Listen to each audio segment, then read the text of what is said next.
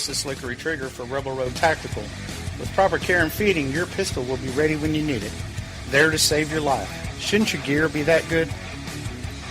Whether you need a holster for comfortable everyday carry or a tough-as-nails holster for your next training course, Rebel Road Tactical has what you need. Check us out on the web at rebelroadtactical.com.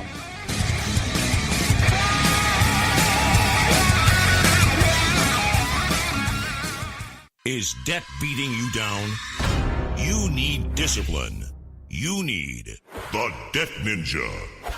If you've been caught in a financial trap and need to be set free, then you need the Debt Ninja. Want to stop those harassing collection calls, start saving thousands in interest and fees, and get out of debt fast? Then you need to call the Debt Ninja.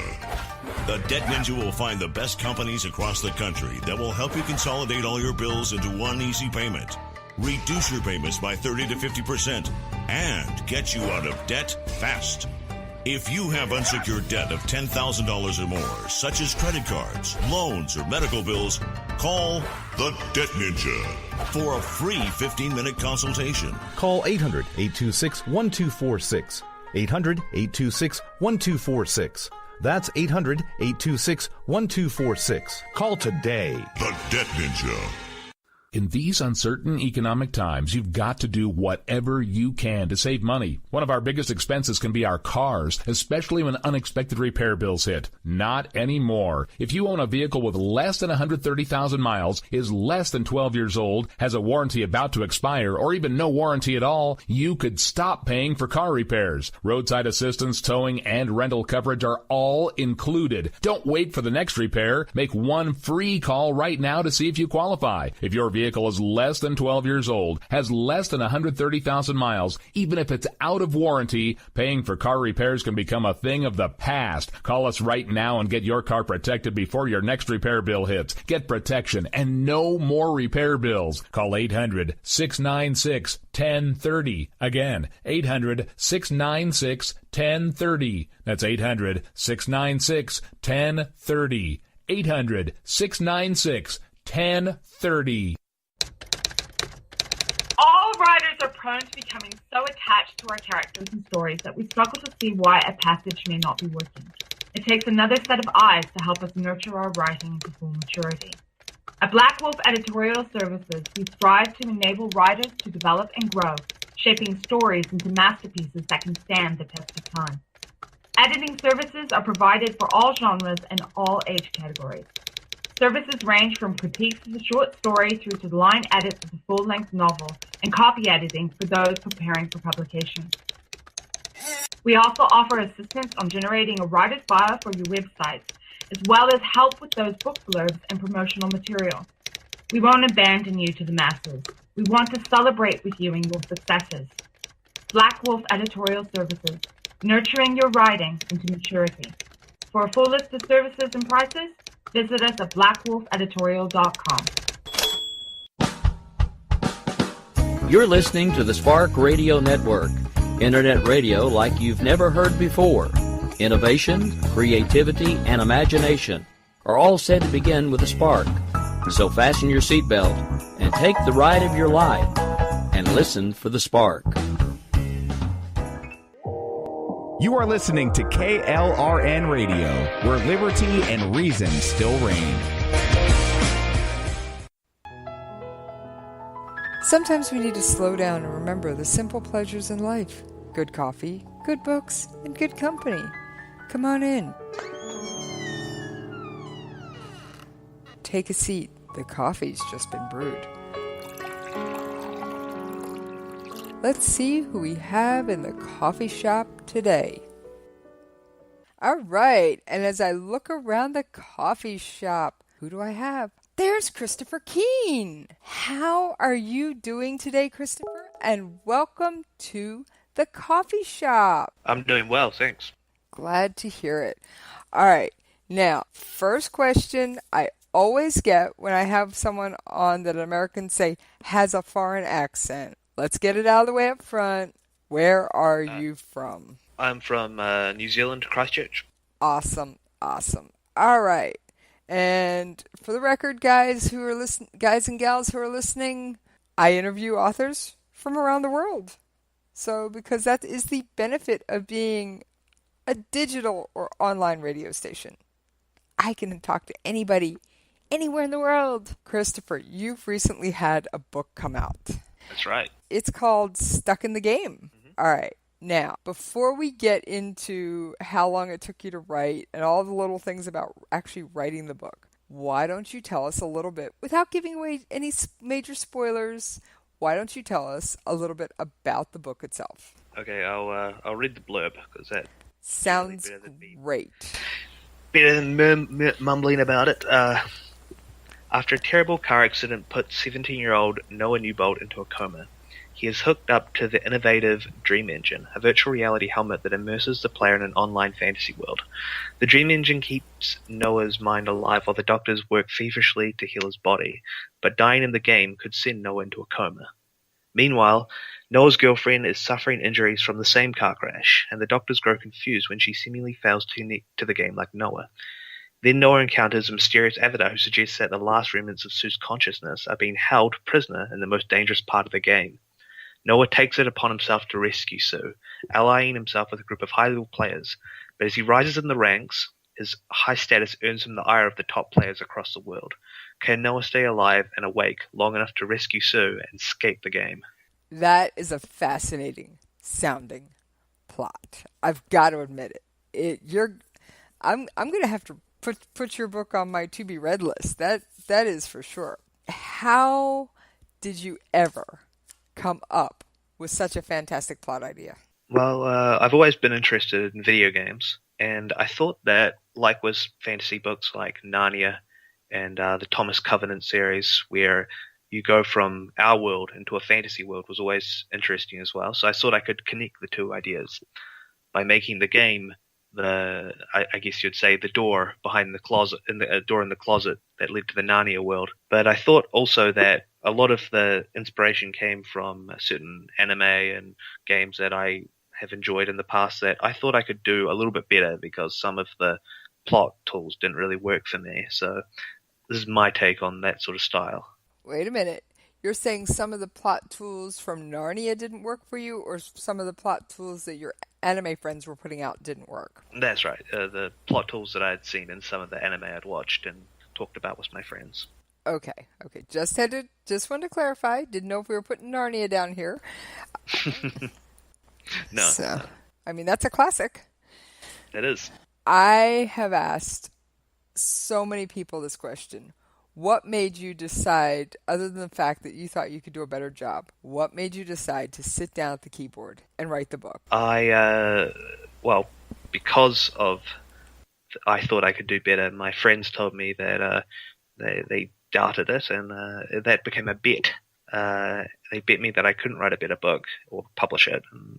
So over the next months, I typed out the manuscript of what I thought would be better, and then over the next month edited and submitted it to Future House, and that's how I got it published. Wait a minute. You wrote, I believe you told me your word count was 70,000 words. You wrote 70,000 words in 30 days and then edited it in the next 30 days? That's right. That's insane. Okay, I've heard of NaNoWriMo, and they challenge people around the world to write 50,000 words in 30 days. But I can't even contemplate that, much less 20,000 beyond that. There are different types of writers. A lot of writers write a lot over long periods of time, and some writers, they don't write anything over long periods of time, but suddenly they get inspired. They get a bit of a I guess I like to call it a bubble pop, because it's like an accumulation of ideas. Then suddenly the light bulb clicks in, and you have to write. And that's what happened to me, and I just got it all down very quickly. That is amazing. You got your rough draft done in 30 days. Did you do all the editing yourself, or did you have a professional editor or a critique partner or a beta reader? Who helped you get it to where you felt you could send it off? Well, I did have a few beta readers, and I did, and they helped me with the editing process before I started submitting it. And once I submitted it, like most works, it goes through stages of developmental editing, copy editing, and then the final couple of proofreading. And that's how it gets to the legible stage. And that's when the beta readers come in that are the professional ones. Now, was everything in the manuscript complete when you sent it off, or were you one of these rule breakers? I was one of the rule breakers. I didn't actually have the ending completely down, and I thank Future House for helping me solidify the ending and round it off to a nice conclusion that also had a bit of sequel bait. So for them to help me do that was very, very helpful, and it also had me hopeful for a sequel that they might buy in the future. That sounds cool. How did you find Future House Publishing, and did you do any research on them? What made you go with Future House? What was your path? Well, I found them on a website, which is it's a hashtag website where basically every time an agent or a publisher does a tweet about something they will be looking for in a book to represent, they put the hashtag MSWL, which means manuscript wish list, and then it shows up on this website. So you look through the website and you find what the agents and the publishers are looking for, and when you find something that relates to a book or an idea that you've written or want to write, you know exactly who to send it to. And Future House had such a tweet where it said, "We're looking for cyberpunk and fantasy worlds," and I thought fits both of the ideas behind my story, so I sent it away for them. And the next thing you know, their acquisitions editor was telling me to send them the full manuscript, and it began from there. Wow. When was this? When did Future House get you the contract?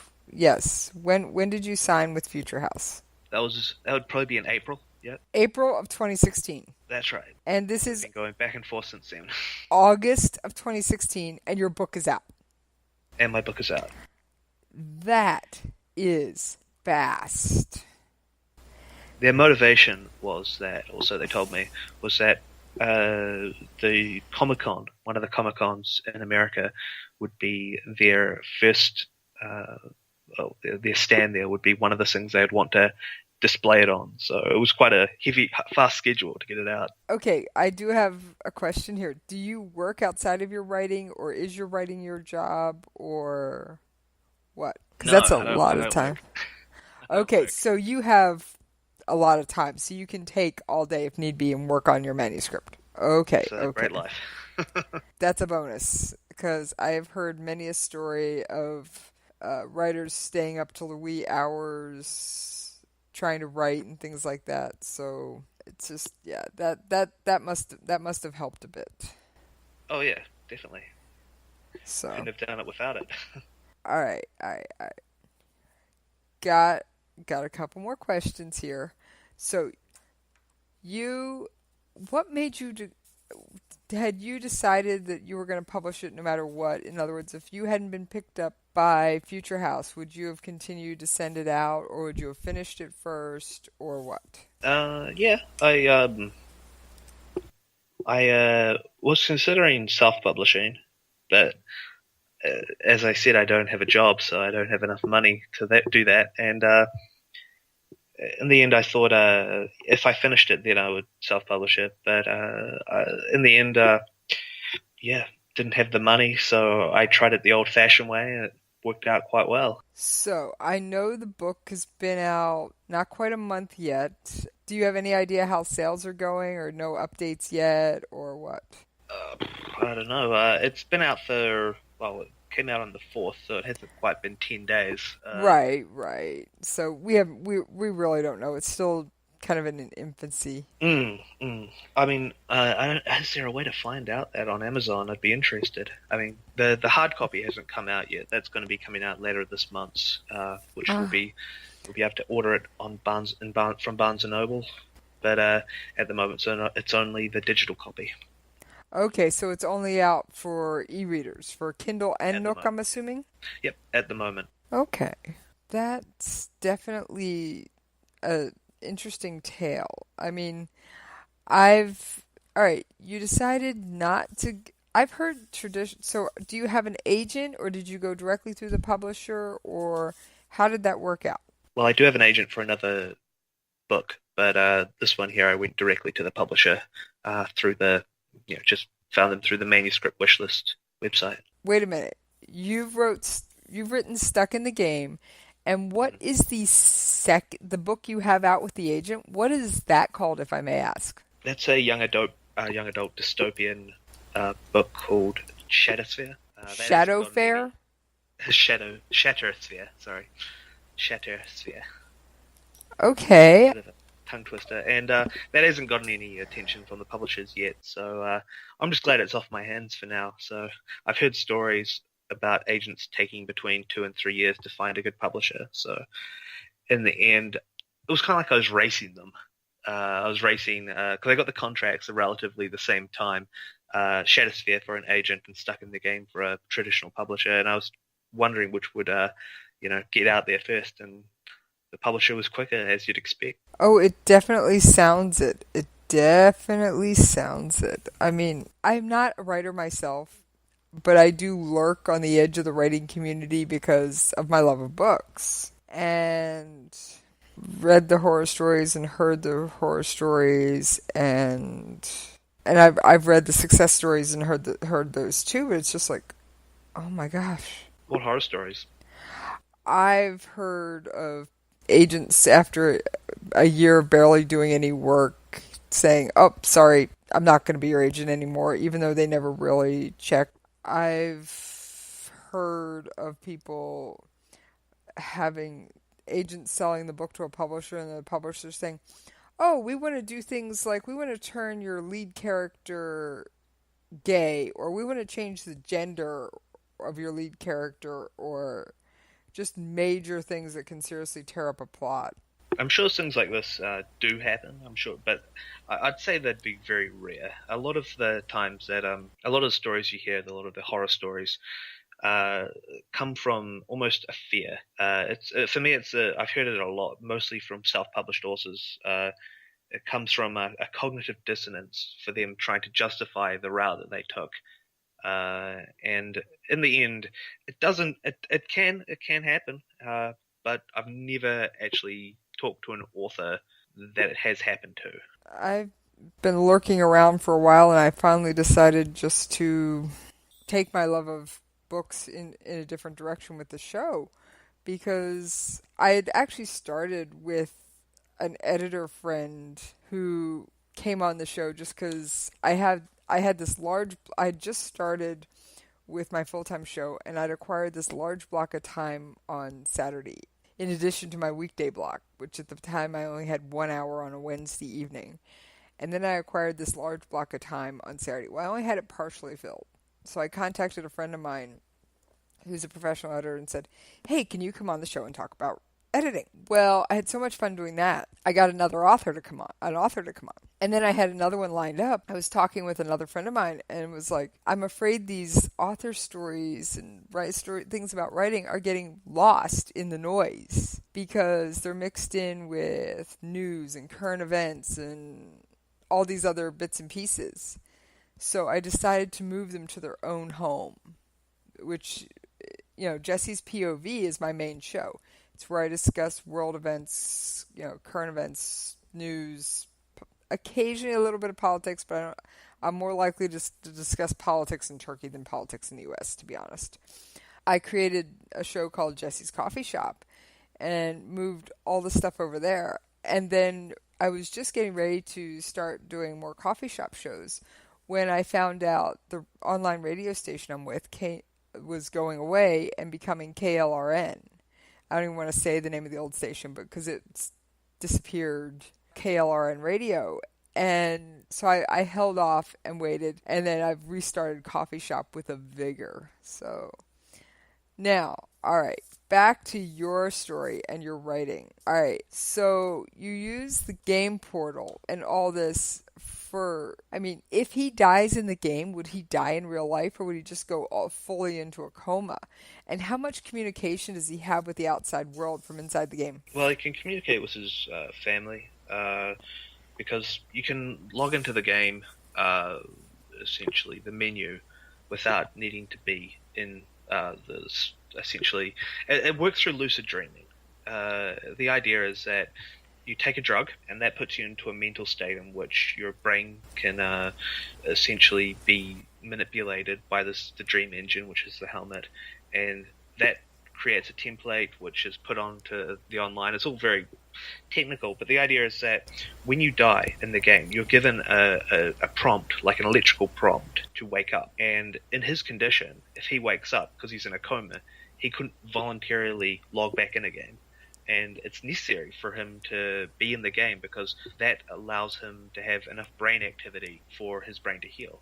And this is just, in the game, this is what's helping the doctors to help him recover. But the idea is that he can't log back in, so he'll just go into a coma and he won't be able to get back out again. Now, when you were putting this book together, how much research did you do on comas and brain activity and all those kinds of things? Yeah, that was actually one of the big things I had to change because I said that he was in a coma originally, but in fact he's just paralyzed. But yeah, because originally he was in a coma. Damn, it's still in my mind that he was in a coma. But I realized, I learned that you can't actually dream while you're in a coma. It hasn't been recorded.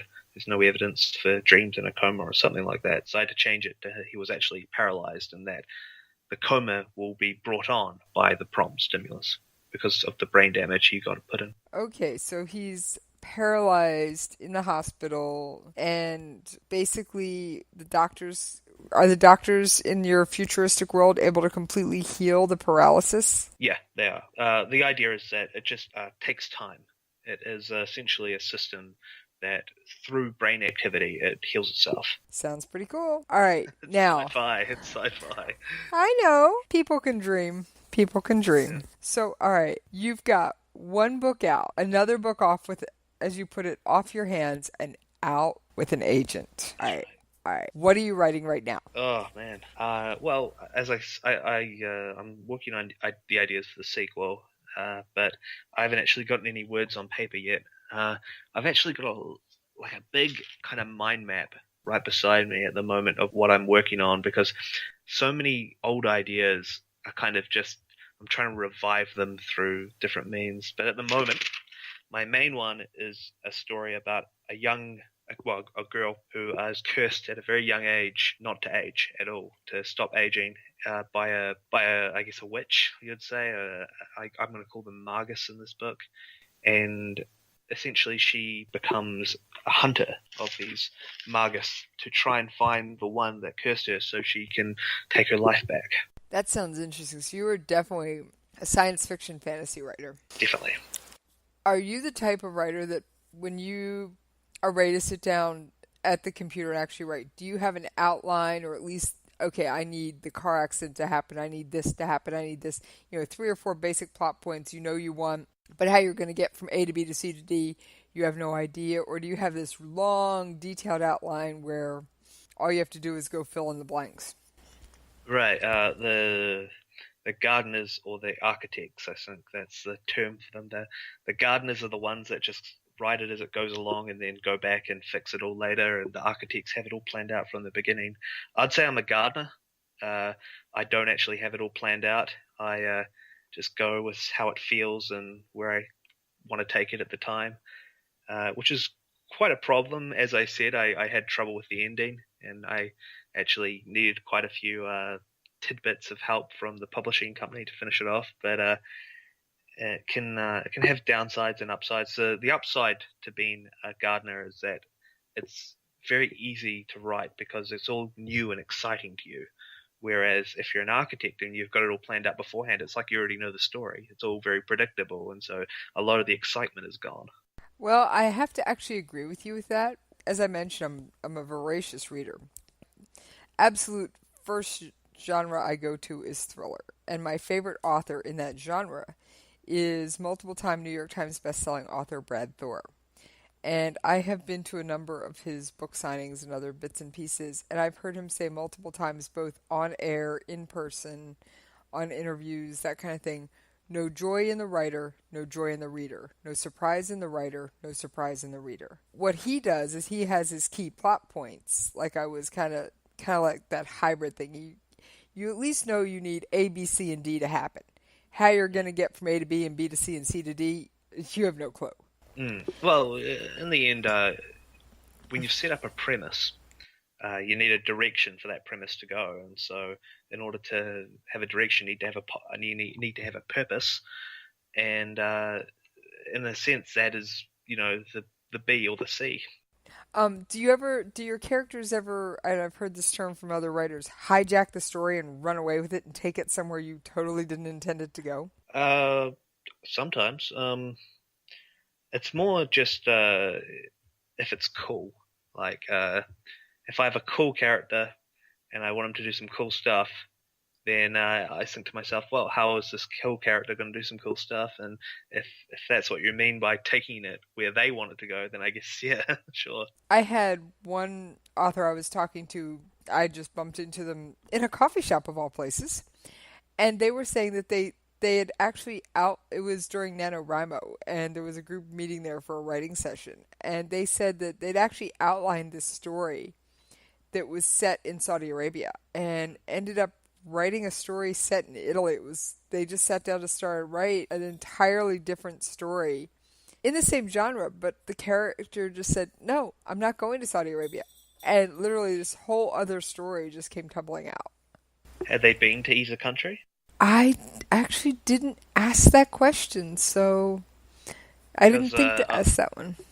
That can be a lot of... I would love to write a book set in certain settings, but I just have a feeling that if someone read the book and I didn't know anything about it, or I hadn't lived there, and I feel like maybe they'd be a bit, disillusioned by it because, as someone who lived there, they would see the flaws in the writing and the setting. Well, actually, there is, and I'm not going to mention their name, but there is a well-known, best-selling book, famous one, that actually lists landmarks and things that are all in the wrong places. And while the book did really well, the people that actually know where these things are just kind of disillusioned with it, because they say, okay, he says this is here. This is actually on the other side of the city. Yep. So I have no idea what he's getting at. So research is important. Well, that's why I like fantasy and sci-fi, is because you don't need to know where things are if you create your own fantasy world, because you can just create it as it goes along. I've imagined writing things, but I never seem to be able to let my mind misbehave to the point where I could actually make up my own world that wasn't wasn't this world in a different spin on it. So I guess I'm not that creative. Well, it's kind of odd, because when people say creating a world, they're not really creating a world. They're creating parts of a world as they come across them. You know what I mean? So it's kind of like, it's like bricks in a wall. You don't really, create the wall all at once. And a lot of people who say, "Oh, I'm trying to world build," it's for them it seems like a mountain to climb, because they actually think, I got to create an entire world.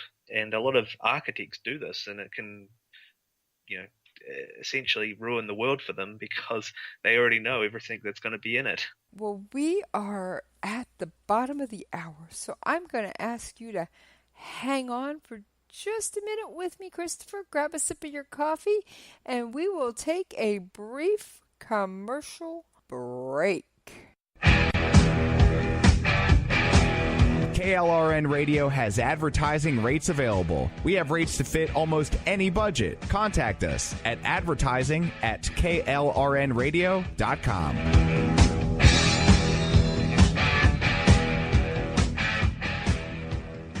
Is debt beating you down?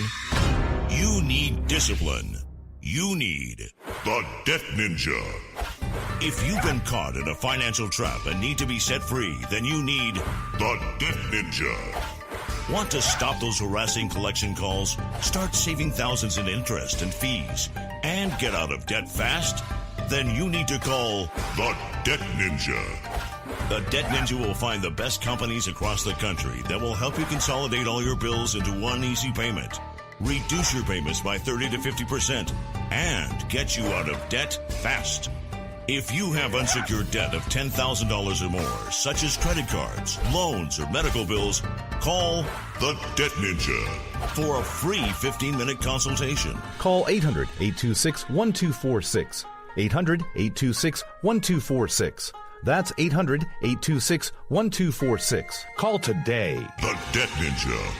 In these uncertain economic times, you've got to do whatever you can to save money. One of our biggest expenses can be our cars, especially when unexpected repair bills hit. Not anymore. If you own a vehicle with less than 130,000 miles, is less than 12 years old, has a warranty about to expire, or even no warranty at all, you could stop paying for car repairs. Roadside assistance, towing, and rental coverage are all included. Don't wait for the next repair. Make one free call right now to see if you qualify. If your vehicle is less than 12 years old, has less than 130,000 miles, even if it's out of warranty, paying for car repairs can become a thing of the past. Call us right now and get your car protected before your next repair bill hits. Get protection and no more repair bills. Call 800-696-1030. Again, 800-696-1030. That's 800-696-1030. 800-696-1030. All writers are prone to becoming so attached to our characters and stories that we struggle to see why a passage may not be working. It takes another set of eyes to help us nurture our writing into full maturity.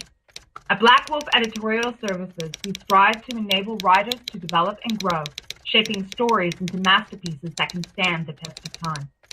Editing services are provided for all genres and all age categories. Services range from critiques of the short story through to the line edits of the full-length novel and copy editing for those preparing for publication. We also offer assistance on generating a writer's bio for your website, as well as help with those book blurbs and promotional material. We won't abandon you to the masses. We want to celebrate with you in your successes. Black Wolf Editorial Services, nurturing your writing into maturity. For a full list of services and prices, visit us at blackwolfeditorial.com. And I thank you guys for hanging in there with me through that brief commercial break. I thank Christopher Keene for sticking around with us and having some coffee. I was saying, I wish my name was Christopher Cream. I said, I'm sorry, I must have mispronounced it, Christopher Keene. I apologize. Christopher Keene, thank you for hanging in there with us through that commercial break. You've got your book out there. People can go buy it. They can read it. How excited are you? You mentioned you don't have physical book isn't out yet. How excited are you to finally get that physical copy in your hands? Very excited. Won't feel real until I do. Other writers who are out there listening to this who go, I want to be published one day. What advice would you give them? For writing or publishing? Let's start with writing because you got to have something to publish. Right. Well, I think that when it comes down to it, it all comes down to a feeling. You have to have a feeling that you're passionate about it. Maybe it's a feeling of dark city characters who are lovable, or maybe it's an expansive world with a lot of creatures, and maybe it's something as simple as a family matter that needs to be resolved, and something as simple as a pet and wondering what they do. When it comes down to it, you really need to have a feeling that you can immerse yourself in, because once you're passionate about that idea and you can immerse yourself in it, you can start transforming the tell of the plot to something that's a bit more in depth. There's something that's more showing, that has a lot more description, and has essentially explores what you love about it. That sounds like really good advice. Now, are you going to suggest that other writers who are aspiring to get published submit manuscripts when they think they're finished, or when they've had feedback from beta readers that say they're finished, or at what point do you think someone is actually ready to send their work out into the world? I would say that it's good to have your work finished. It's good to have people who will read through it for you and give you critiques. And it's good to have it, edited to a standard that it's legible at least. But in the end, you really have to. For me, it was just along the lines of: do you have a solid story?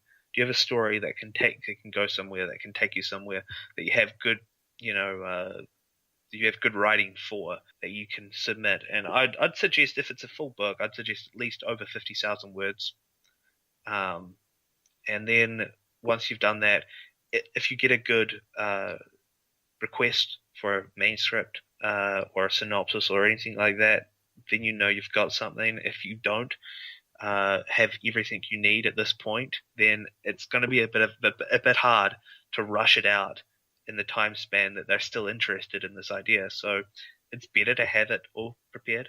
But if you don't, make sure you know where it's going. Well, that is very interesting advice. Now, I've been told, like I said, I'm not a writer, that every writer needs what they call a writer's platform, the social media, the Facebook, the website, the Twitter, and all those other kind of interactions. What platforms do you use, and how far before publication did you get all this started, or are you kind of playing catch up with that? I'm playing catch up. I had a blog. I've had a blog for about a couple of years now. Only had a couple hundred followers, but in the end, that helped me to get it out there. As soon as I didn't actually have a Facebook, believe it or not, until they said, yeah, you should get a Facebook. And I didn't use my Twitter as much until they said, yeah, you should probably use your Twitter. And another one that's quite big was Goodreads. If you have a Goodreads profile that you can use that's linked to all this stuff, then that's really handy as well. Okay, so you've got a Facebook author page, you've got a blog, a Twitter, and a Goodreads. That's right. So for those people who are listening who aren't familiar with Goodreads, why don't you tell me a little bit about it? Goodreads is a website where you can find books and authors and give reviews and essentially find similar books to the books that you're interested in.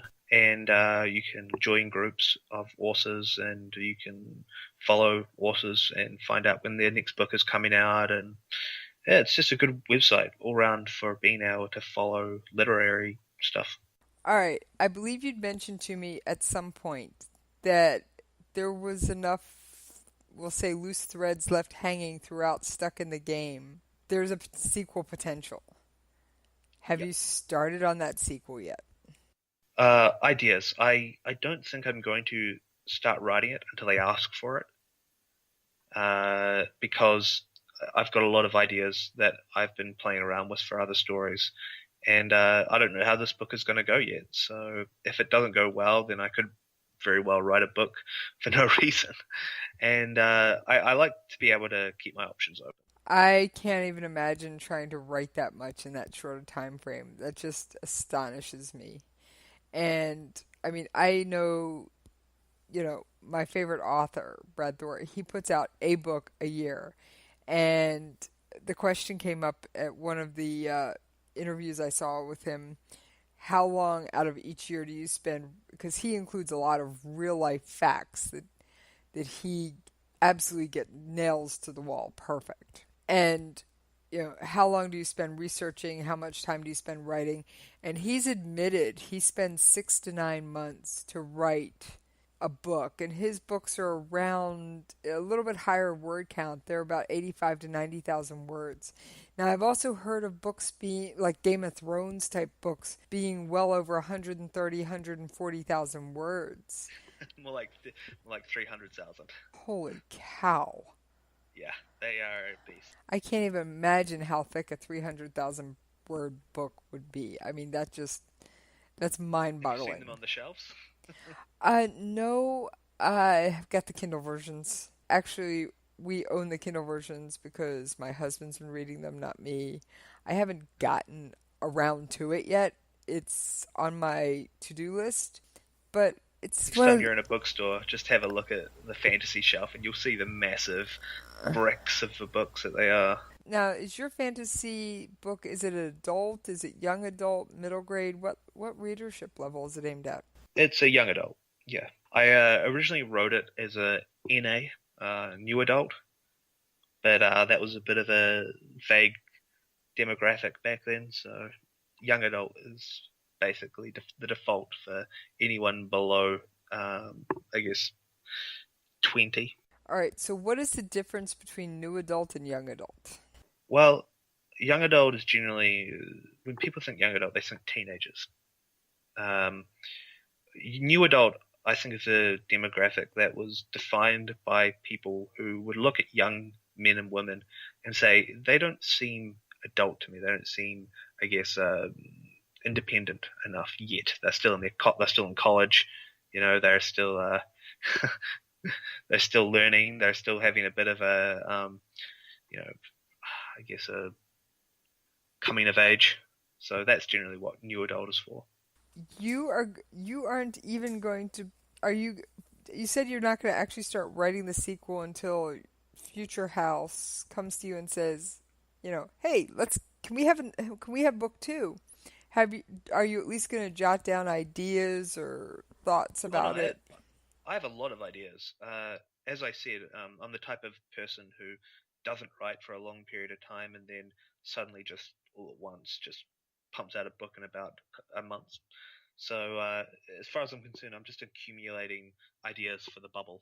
Now, do you keep a notebook or a journal, or how do you keep all these ideas straight? I remember them. So it's literally all in your head. Yep.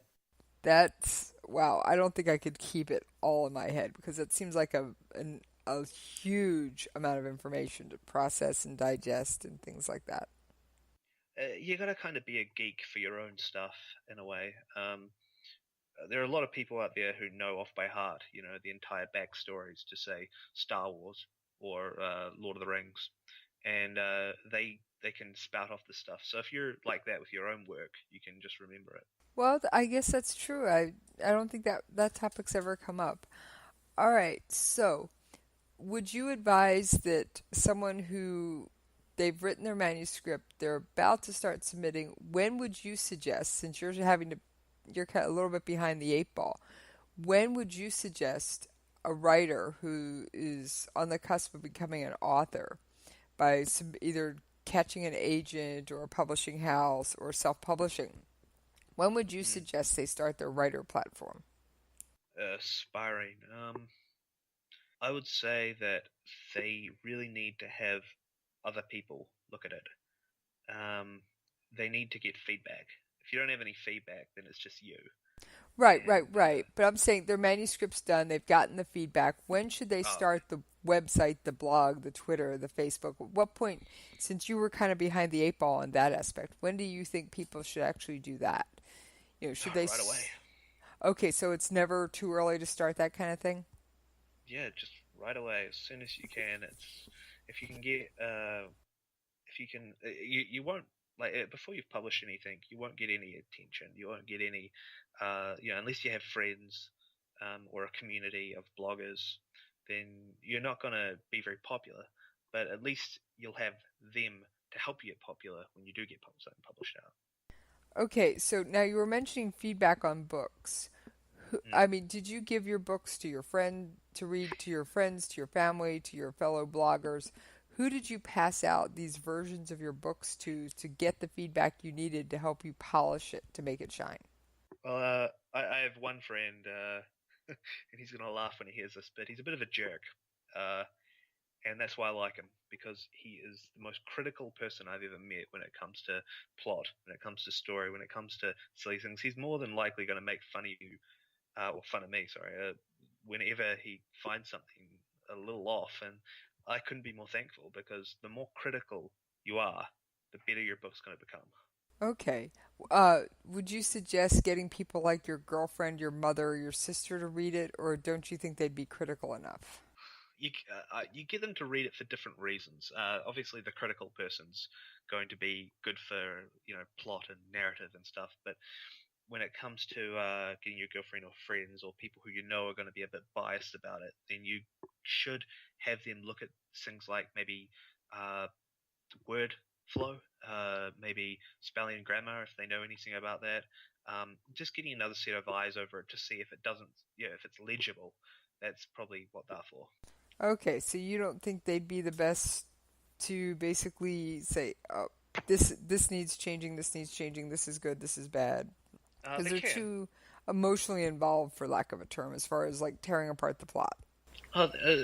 They can tear apart the plot, but it's more along the lines of a lot of the stuff that critical people do. It's all subjective. It's all subjective. But the idea is that if you tear apart the plot, you might give some bandages as suggestions. You know what I mean? Like how are we gonna fix this?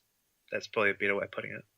Okay, so you're saying use constructive criticism, going, okay, this doesn't work because somebody used an arrow as a slashing weapon versus a stabbing weapon. Right. So, but if you make it a stabbing weapon, it'll make a lot more sense. Yeah, it depends on what your motive for that scene was. If your character was someone who didn't know, how to fight with an arrow, or it wasn't their intention to kill the person, but maybe just to scratch them. You never know what the situation is. Right. I was picturing someone who was, there wasn't enough distance. They had a bow, they knew what to do with it, but there just wasn't the distance that they would have needed to get off a shot. So they just grabbed an arrow, and instead of slicing the person, like a knife, they just literally plunge it into whoever they're fighting with's neck. In that case, if they want to kill the guy, sure, that seems more effective. Right, and that's the kind of things I could see someone pointing out who may be close to you, but it's kind of a constructive feedback versus, you got a plot hole over here big enough to fly a dragon through. No, that's good as well. It's like a lot of the plot holes that someone's picked up in my books, I really, that's the sort of things that you can fix with a single line of dialogue. But without that line of dialogue, you'll have people just, hounding you. I had read a self-published book, and I'm not going to give out the name or the author because I was reading along, and this main character had walked to the other end of the house to brush their teeth. Kind of a really boring thing. And with no explanation, the next thing you know, no explanation saying she walked back, what she did, the very next scene, she's in the living room watering the plants. I'm going, wait a minute. We went to do A, and now we're doing B? I feel like there's something missing here, so... Yeah, I mean, like the example I gave before was that originally the main character in my book was going to be in a coma, and the game works through lucid dreams, and then my friend told me, you don't dream when you're in a coma. So that was a big plot hole that I had to fix by just saying, oh, he's paralyzed. Can you, without giving away, think where is he paralyzed from the neck down, the waist down, the shoulders down? Do you go into that? He's got no motor function whatsoever. I'm assuming he can at least move his eyes. Nope. The part of his brain that controls motor function is pretty much mashed. Okay, as someone with a little bit of a medical background, I'm going to say ouch here because, and I hate to do this, but if he is that bad, if his stem cell was... He's probably dead. Yeah, I'm kind of going... Yeah, he's probably dead. And that's when I can say science fiction, healthcare, but at the same time, it's kind of like, it's not really given... It's not really gone into too much detail, that part. It's more along the lines of that's good. The part that controls motor function is being damaged, and therefore you won't be able to move. Okay, and as we discussed off air, my kind of reason for asking that question, I want to explain it to my audience if they're listening for the first time, if they're not a regular listener to my other show. I'm in a wheelchair, so anything about being paralyzed kind of fascinates me because, well, I live my life in a wheelchair. So it's a huge fascination for me. It's interesting that it happened through the same means in which it happened to the main character. Yes, it was a car accident that caused it, but there wasn't futuristic science fiction healthcare to fix me. And given the circumstances, I am quite comfortable living the rest of my life sitting down, for lack of a term here, and rolling around. And I have to say, I haven't let it kill my spirit. My legs may no longer work, but I'm here and I'm still doing what I love. I mean, that's actually a thing to put that in a lot of what publishers and agents are looking for nowadays are diversity in anything you can imagine. They want voices from different types of people, whether it be different races, sexualities, genders, and disabilities. That's like a huge one. So for a lot of people, you could imagine that someone who is paralyzed in some way or another is a disability that they would be looking for in their diversity range. Yes, but I'm not sure I have it in me to write 50,000 words, much less some of the genres I've looked into that are 80, 90, 100,000. I'm not sure I have that in me, so I think I will leave that to the writing community and say, you guys have fun with it. Well, but as I said, like if you could put what you told me your whole story in interesting detail, and it was a very good story. And if you could put that into a short story, like just script what you told me, that would be, something you could submit even. Okay, where would you submit a short story to? Oh, there are a lot of. Hang on, there's actually a website about short story publishing at the moment. Carina Press is one that's doing it at the moment. I have to look it up, but there's quite a few at the moment. Yeah, Carina Press is now accepting short submissions. There's another one, Erica. I can't remember her name. So I'm on my partner's laptop at the moment, so I don't have all my history and favorites sorted out, so I can't actually give you the links, but I could send them to you afterwards if you want. Oh, sure. If you don't mind, I'll include them in the description for aspiring writers that are interested in submitting their short stories. So, like I said, I don't know that I'll ever sit down and write out my story, and if I do, I'd want to, as I do with my podcast, as we discussed off air, I do my podcast under what writers would call a pen name because of my personal backstory, which is available on my website, jessyscoffeeshop.com. Now, we are coming up at almost the top of the hour, so why don't I give you a chance to give out all the social media stuff that you've been working on building up. Maybe you'll get some new followers. Okie dokie. My blog is probably the one I update the most is fantasyandanime.wordpress.com. My publisher is Future House Publishing, which is it's all one word.com, so Future House Publishing, or one word. My Facebook is Christopher Keene. That's Keene with 3 E's, E-E-N-E, and that might be a bit hard to find considering there's a lot of Christopher Keenes, but I'm the New Zealand one. And my Twitter is under my online name. Well, my Twitter at the moment should be Chrisk, so CHRISK at the moment. And my Goodreads is just Christopher Keene as well. All right. Before we close out the show, is there anything along your journey that you wish you could go back and tweak or change, or are you happy with the way your journey has progressed? I probably would have gotten into the social networking side of it a bit earlier. That way I might have been able to have a bit more of a following on these other platforms before I went and tried to use them for my own means. At the same time, I guess I would probably have I wish that a lot of the things I submitted, I had waited until I knew what I know now about sentence structure and editing and even the most basic plot tooling and having good beta reads to go through it. And that way I would have had more of a chance to get it done earlier. But yeah.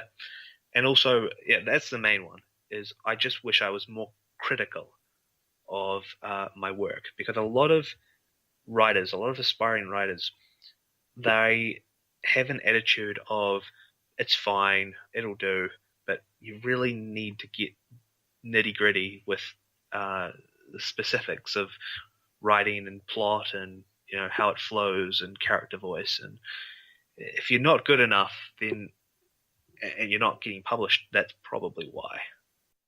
All right, so that's actually great advice for new writers. So do you use online critique sites like Scribophile or anything like that? I've heard of those. I have no idea how they work. Or I've heard you have to review other people's work before you can submit your own. Are you involved in any of those online communities? And do you participate in what I've heard of as NaNoWriMo, National Novel Writing Month? I have. I mean, I haven't participated in the Scribophile thing or any of those critiquing forum things, but I have participated in NaNoWriMo. It's a good prompt, it's a good motivation for some people, but if you're only going to write 50,000 words, then better finish it. That's all I can say. Better if you're gonna do 50,000 words, you might as well finish it and turn it into a real book.